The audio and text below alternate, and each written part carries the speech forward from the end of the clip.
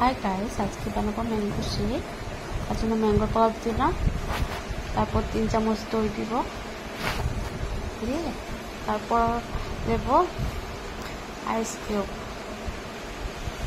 দেওয়ার পর দেব 2 চামচ চিনি। আমরা চিনি কম খাই তো চিনি কম দিয়েছি, আপনাদের বেশি খেলে বেশি দিতেও পারেন। তারপর দেব হানি, দিয়ে এখন দুধ দিয়ে দেবো।